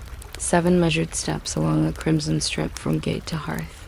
Every onlooker measures differently, claiming expertise in foot-length conversion. Uncle Lychee shouts that Reed's 5th step was shorter. Anti-Firefly counters it was artistic pause. The priest, tasked with making final ruling, simply states that differences create mosaics, and mosaics please ancestors who dislike large, undecorated surfaces. By then the ribbon is already being packed away, strands snipped for keepsakes. No one remembers original length, thus rendering all arguments equally valid. Feast time drifts in. Dishes appear without announcement, sweet and sour carp shaped like a leaping dragon, pickled chrysanthemum stems laid in precise fan patterns, tofu cubes simmered in soybean pulp until they tremble at the touch of chopsticks. The quiet star, however, is a bowl of plain steamed wheat kernels, humble, unseasoned, intentionally dull. Each guest eats 3 spoonfuls to remind palate and ego, alike that life's bland intervals lodge between every burst of spice. For the sleep seeker listening now, imagine chewing those kernels in slow motion, each bite releasing only the faintest echo of grain, a whisper inside a hush inside a sigh. Afternoon settles into a thrum of distant flutes and local yawns. Children chase each other around the millstone, which now serves as rough game board. They drop stones into its groove, pretending the clicks are horse hooves. Reed's song slips away to change into a cotton jacket newly sewn by her youngest cousin. The stitches wander, occasionally doubling back, evidence of novice hands. She traces one loop with her finger and decides not to correct it. Crooked stitches, like crooked stories, hold fabric tighter by refusing to trust straight lines. Evening paints lanterns along the riverbank. Instead of releasing them downstream, the couple ties them to poles so they hover in place, mirrors of stars unwilling to travel. Villagers describe the scene as borrowed sky, a sky you can wade through ankle deep. Gentle plum drops pebbles near the poles. Each ripple tickles lantern reflections, turning circles into ovals, ovals into sleepy blurs. Reed's song laughs, softly hearing how water translates stone language into lullabies. Night thickens. Guests depart with pockets full of soybean favors and gossip polished into polite compliments. The new household quiets until only one sound remains, the millstone. Cooling further, emits a faint ping like porcelain tapped by a fingernail. Gentle Plum listens, counting spaces between pings. Reed's song listens to his listening, measuring life by echoes of attention. Eventually, both fall asleep, propped against opposite sides of the stone, their dreams milling whatever thoughts arrive, sesame into paste, memories into powder, worries into harmless dust. Some decades from now, historians will file this marriage under ordinary and unrecorded. They will catalog tax receipts, perhaps note an increase in soy sauce production, attribute it to good weather.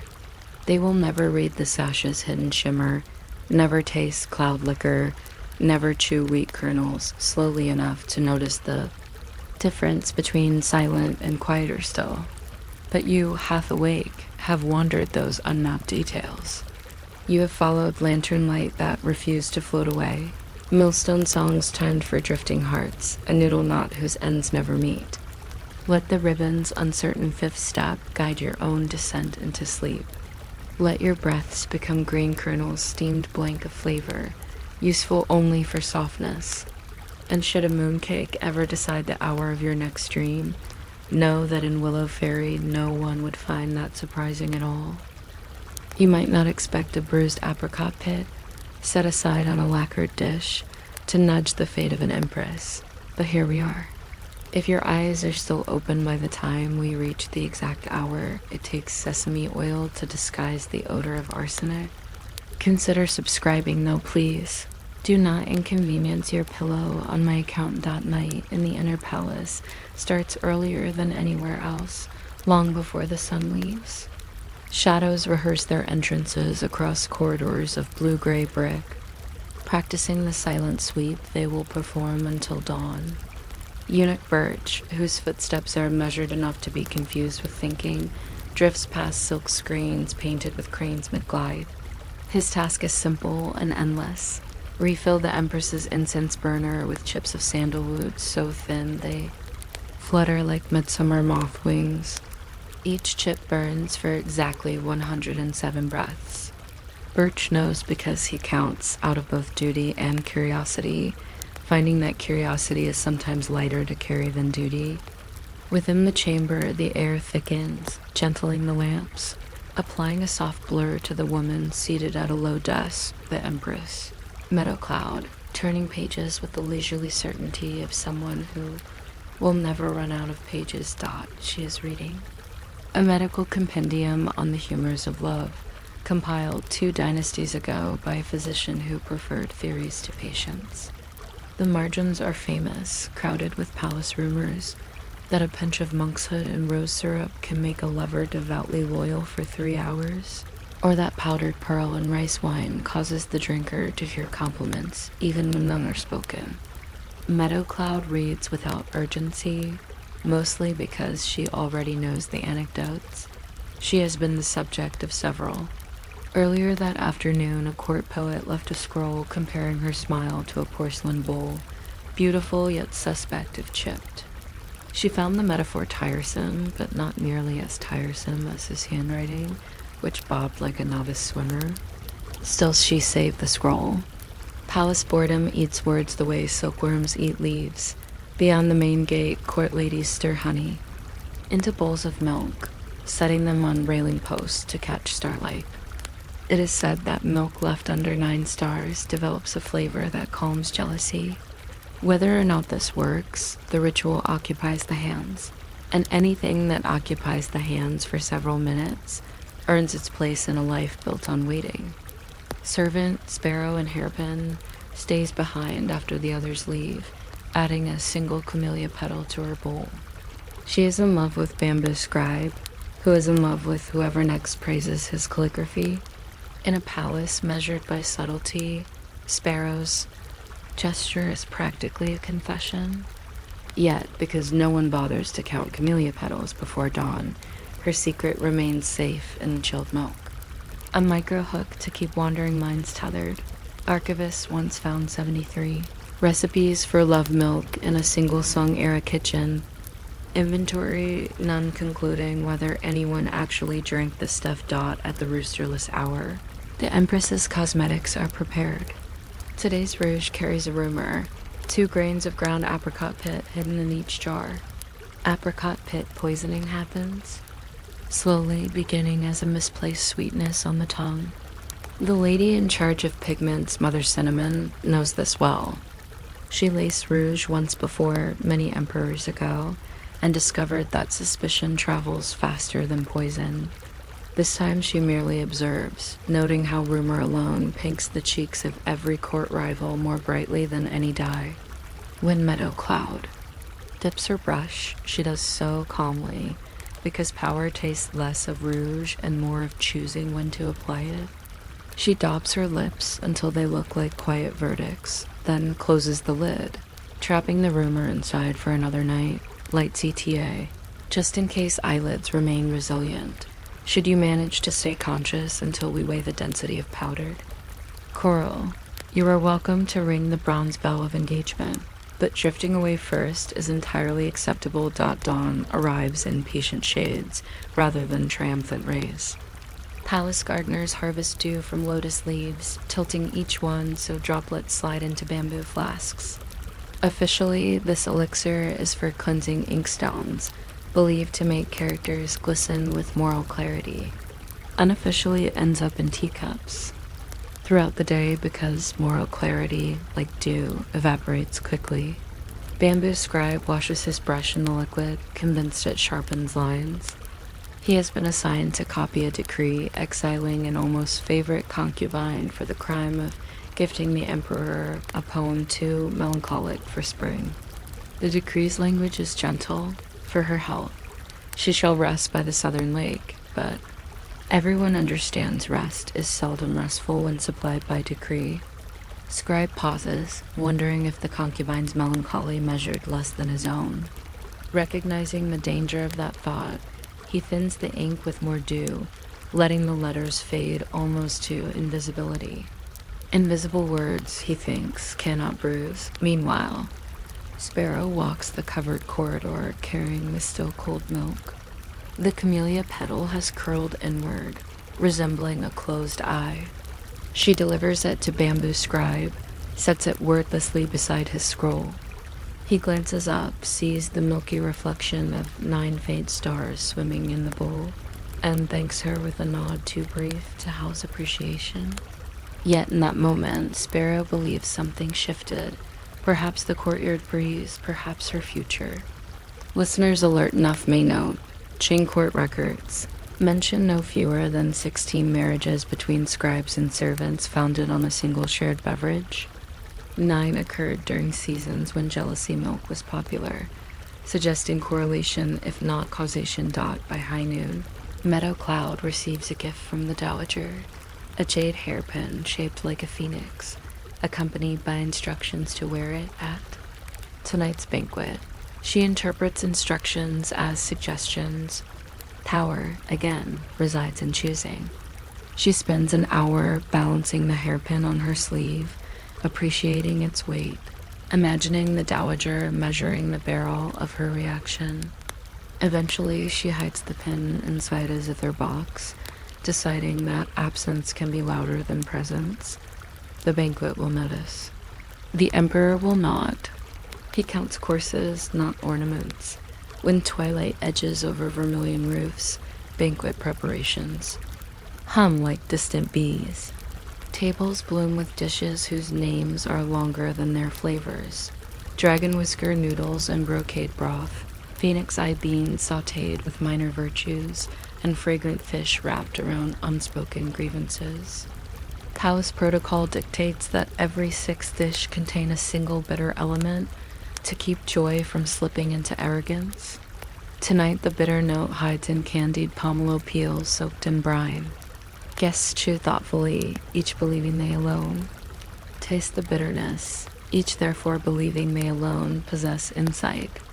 Meadow Cloud chews too, but she is thinking about apricot pits, about whether unproven poison is still poison, whether rumor alone can thicken one's blood. As musicians begin their 10th repetition of Clouds Approve the Swallow's Return, a small incident escapes notice. Bamboo Scribe, hungry after copying decrees, samples Sparrow's milk behind a pillar. It has warmed. The camellia petal unfolds, floating like a forgetful promise. The milk tastes faintly of honey and far more of hope. He finds it pleasant in the blandest possible way, which is precisely how Sparrow imagined love should taste. To him, a few feet away, Mother Cinnamon listens to the orchestra counting beats under their breath and smiles at the precision poison. Rumor or melody, everything heavy is carried on timing. Near the banquet's end. Meadow Cloud rises for the ceremonial toast. Goblets of rice wine infused with osmanthus flowers are served. She lifts hers, watches petals swirl like polite excuses, and addresses no one in particular. Longevity, she says, a word that means everything and nothing at once. Guests echo her. When she sips, she tastes only wine. If apricot ghosts linger, they keep silent. The Dowager's attendants glance at her unadorned hair, notice the missing jade pin, and whisper calculations of offense. In palaces, whispers can turn corners sharper than swords. Yet tonight they turn slowly, muffled by full stomachs and thicker eyelids. Past midnight, lamps dim to coals. Eunuch Birch counts sandalwood breaths again. His total differs by 2, though he cannot decide if he forgot or the wood lingered. Bamboo Scribe dreams seated at his desk, forehead on blank paper whose fibers memorize the shape of longing. Sparrow drifts against a lattice, holding an empty bowl, feeling it pulse with possibilities. Mother Cinnamon washes pigment jars, humming a tune rumored to cause drowsiness in rival artisans, and Meadow Cloud kneels before her zither box, touching the phoenix pin once more, deciding it will remain hidden until it learns modesty, a lesson many living beings never master. Historians later will catalog this evening as unremarkable. No edicts reversed, no dynasty toppled, no documented poison discovered in royal autopsies. They will note only the cost of sandalwood and the unusually small amount of jade worn by the Empress, drawing theories about fiscal prudence. They will not taste bitterness timed to every 6th dish, will not hear the pause between reed pipe measures where jealousy might have breathed, will not see apricot shadows hover on lacquer. But somewhere in a private archive sits Bamboo Scribe's decree, ink faded by dew into near invisibility, and scholars puzzle why such a document exists at all. They will never suspect it was written under the influence of camellia-tinged milk, nor that its author later married a servant who brewed cloud-colored beverages. They will miss the heartbeat where rumor failed to kill, but succeeded in keeping a court awake with possibility and perhaps kept you awake just long enough to slip peacefully into dreams of milk under 9 stars, silkscreen stretching like yawns and sandalwood smoke counting breaths until morning forgets how to hurry. You might not imagine that a single copper bell, no bigger than a sparrow's egg once, decided who stood closest to the dragon throne, yet here we are. If you find yourself somehow alert when I explain the proper shine to secrecy ratio for that bell, feel free to subscribe.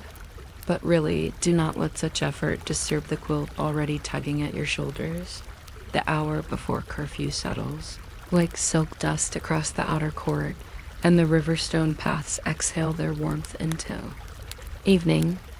A line of eunuchs glides toward the imperial bath hall, robes trimmed in crane feathers that never learned to fly.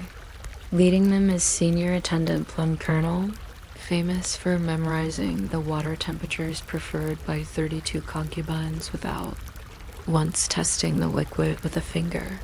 He merely listens to the steam higher hiss for hotter water, lower sigh for cooler, and pours accordingly, as if orchestrating teapots for immortal guests. One tub receives crushed chrysanthemum petals, another the faintest drop of musk-ear oil, rarer than mercy in taxation season. A novice, barely past his unvoiced boyhood, asks whether the Emperor will join the ladies tonight. Plum Colonel answers, with a shrug precise enough to be mistaken for philosophy. In the Forbidden City, certainty is property of walls, not people. Still, he sets aside a ladle chased with gold dragons, just in case curiosity outweighs appetite elsewhere. While the tubs glimmer, Steward Ghost Bamboo wanders the Hall of Records, checking wax seals on letters no one will read until both sender and recipient are ancestors. His lantern bobs like a slow heartbeat, stroking shadows over bamboo scrolls that document everything from grain shipments to secret love poems, hidden between taxation tallies. Eunuchs, it is said, are custodians of contradiction, guardians of morality who hide scandal, keepers of silence who memorize whispers.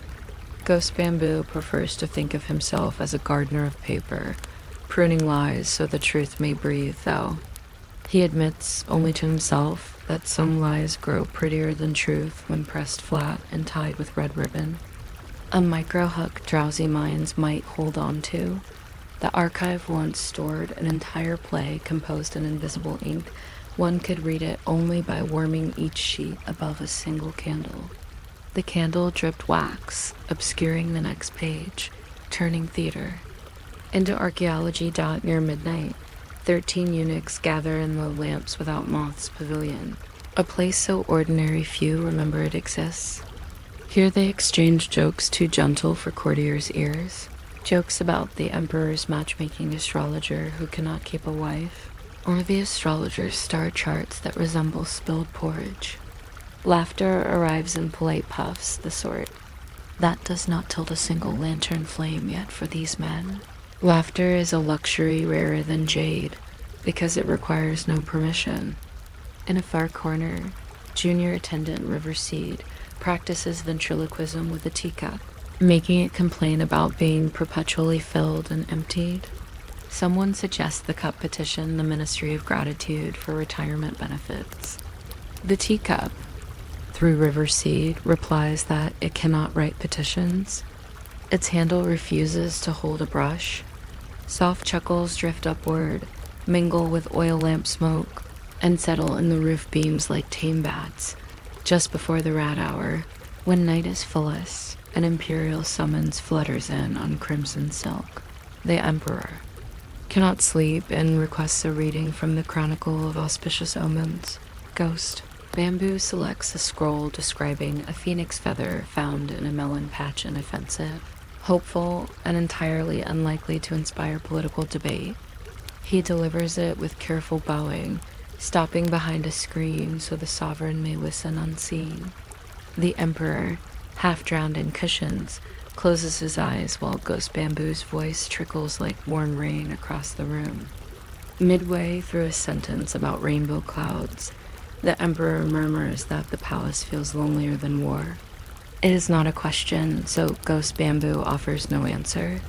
He only continues reading until the monarch snores, a sound faintly like a tired drum. Historians will later note an entry. On the 7th night of late spring, His Majesty dreamed of light birds. They will never discover who authored it. Dawn builds itself slowly, layering pearl over charcoal. Drum Master Willowtongue, whose duty is opening the day, climbs the gate of manifest benevolence with a mallet heavier than the moon looks. Eunuchs are believed to feel no sunrise. Willowtongue feels all of them through calluses on hands that were never meant to wield swords or cradle offspring. He times the first strike to coincide with the moment courtyard fish break the surface, nipping non-existent insects, a private synchrony between flesh and water.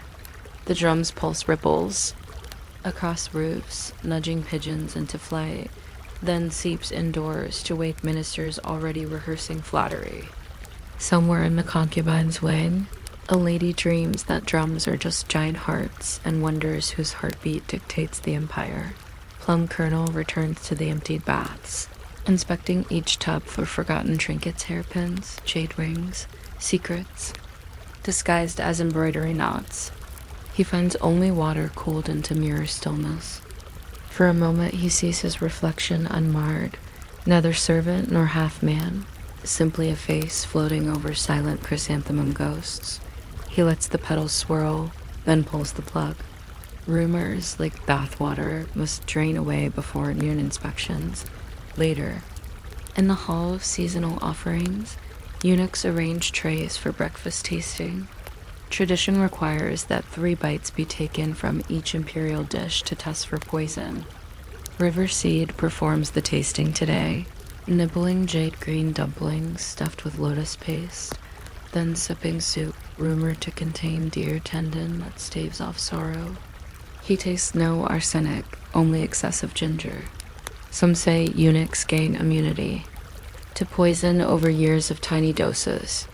River Seed suspects sorrow, grows jealous, and hides behind flavor, waiting. He records tastes on a bamboo slip. Ginger forward, lotus mild, danger absent yet aware. Code subtle enough that no censor will parse it as poetry. By afternoon, the court buzzes over a missing letter. The dowager's inquiry about silk tribute has vanished. Ghost Bamboo knows precisely where it rests beneath a stack of obsolete horoscopes, safe as a secret can be. He will return it at twilight, claiming it slipped behind cabinets during spring cleaning. In palaces, lost items teach patience. Found items teach gratitude, and items intentionally misplaced teach power how to blink. Another drowsy tidbit: duplicated keys to the archive number 21, but lock engravings list only 19.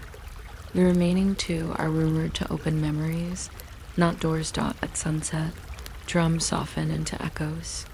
The Emperor, refreshed by an omen-filled nap, strolls through the pavilion of lucid fragrance. He pauses beside Plum Colonel, still wiping dew from silver faucet handles, and asks whether heaven approves tonight's breeze. Plum Colonel bows and replies that breezes are heaven's handwriting. Approval lies in readers, not authors. The Emperor laughs a single breathy note, then moves on, likely forgetting the answer even as his robe swishes. Night folds again. In the lamps without moth's pavilion, eunuchs sip thin tea, counting how many stars appear in the courtyard pond.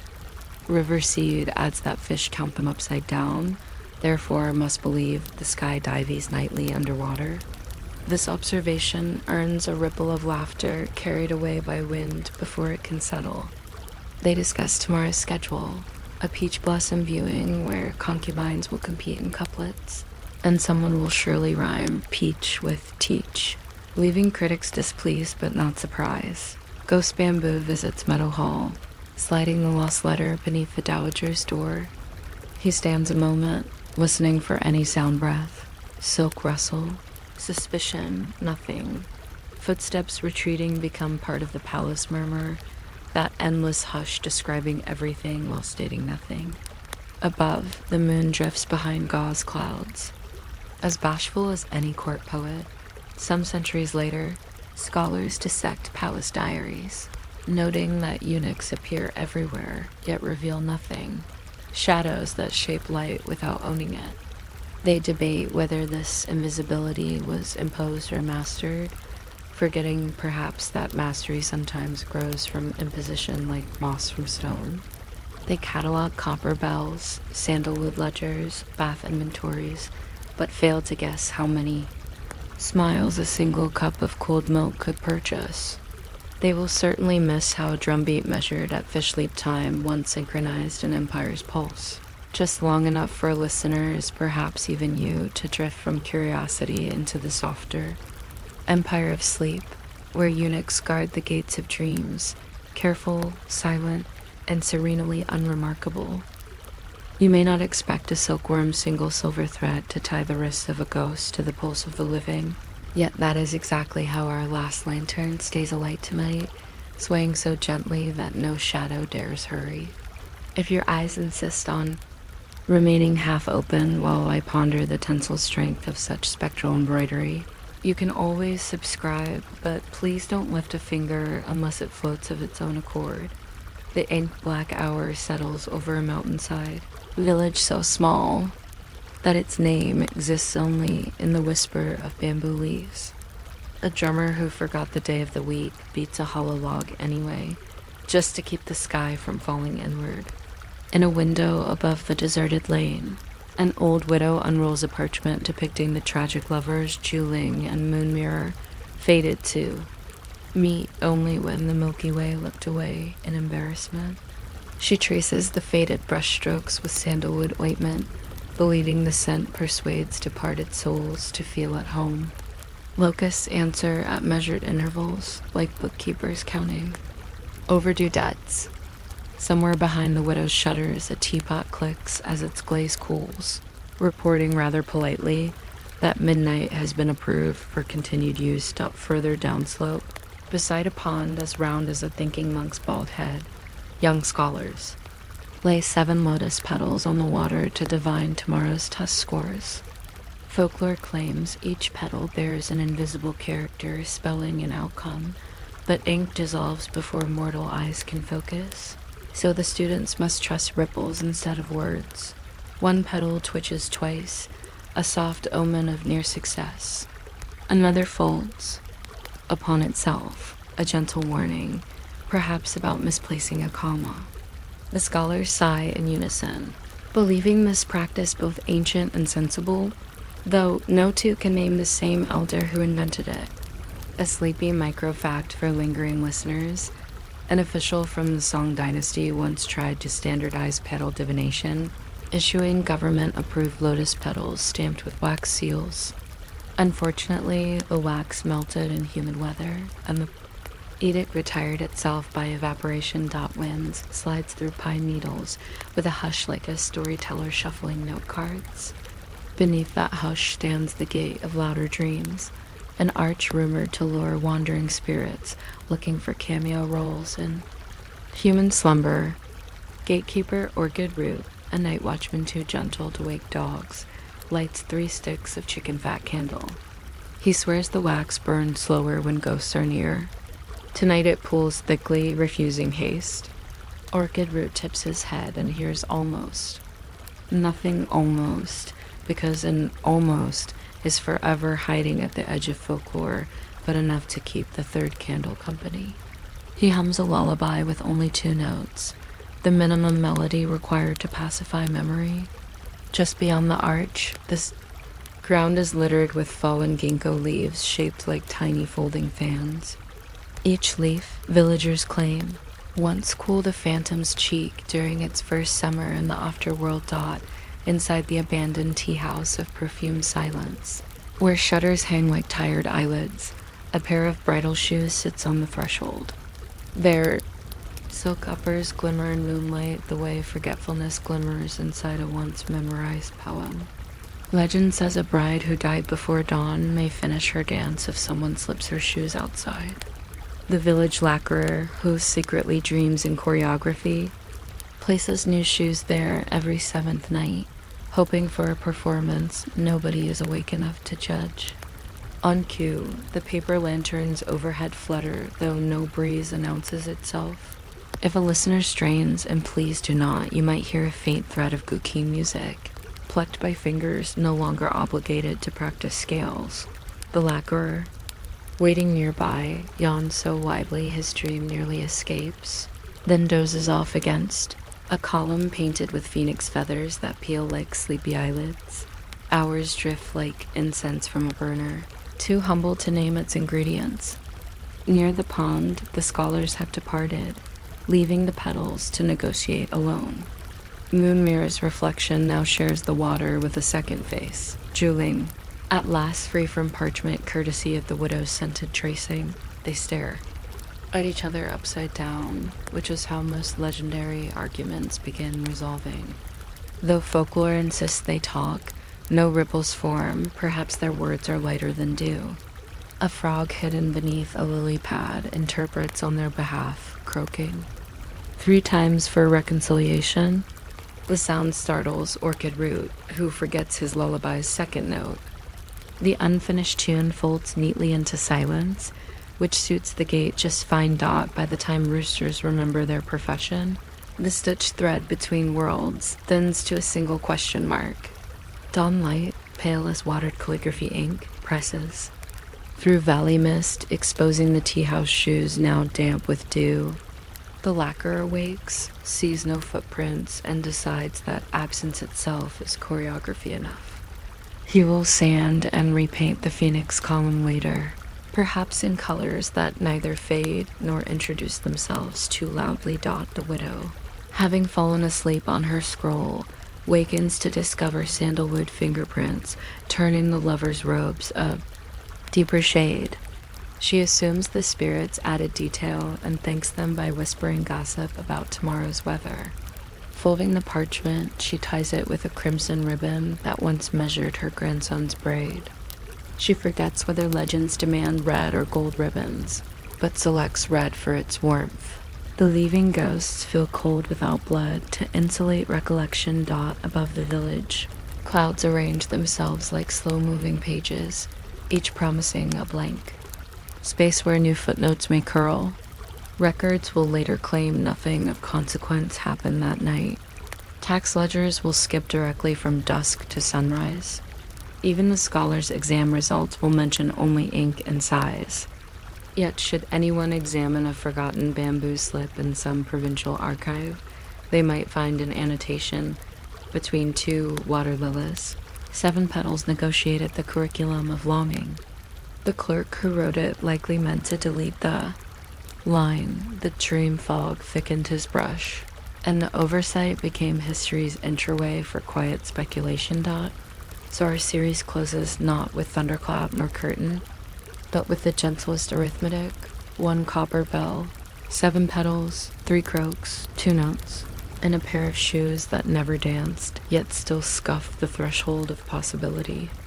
If your thoughts are drifting like those petals, half word, half ripple, trust they will dock soon at the silent shore where legends nap between retellings. And should a specter tug the hem of your quilt asking whether love can outlive its narrators, you may answer with the truest bedtime truth, only of everyone. Listening is already peacefully, almost irreversibly asleep.